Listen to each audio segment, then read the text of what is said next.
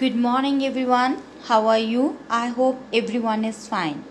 So, well students, we will learn today about central nervous system. Central nervous system, it consists of brain and spinal cord. So, first we will learn about brain. The brain, it lies within the skull or the cranium. Now this brain, it is covered by three membranous layers which is termed as meninges. Students, between the meninges and inside the brain there is a fluid present which is called as cerebrospinal fluid, CSF, which protects the brain against the shocks, and it also helps to distribute the nutrients and other chemicals to the neurons of the brain and collects the waste from them. Students, you know this brain, it is divided into three parts, that is forebrain, midbrain and hindbrain.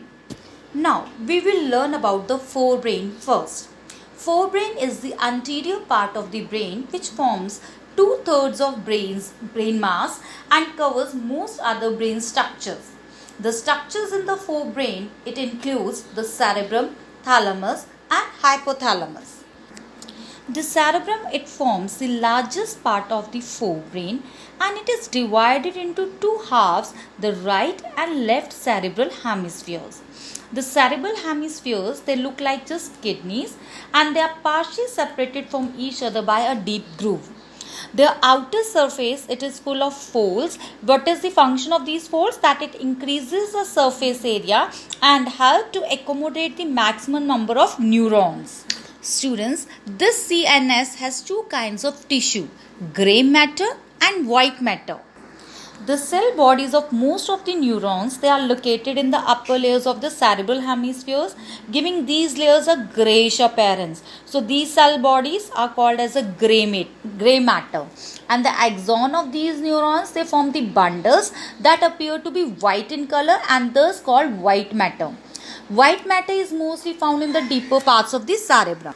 The interior of the cerebrum, it has three interconnected cavities and these cavities are called as ventricles that are filled with cerebrospinal fluid. Now boys, we will learn about the function of cerebrum. The cerebrum is the center of intelligence and different areas of the cerebrum, they are concerned with learning, memory, emotion and reasoning. Other areas, they coordinate our voluntary activities and make us feel sensations like pain, heat and also control our speech and the senses of touch, smell, sight, hearing and taste. Now after that we will learn about the hypothalamus.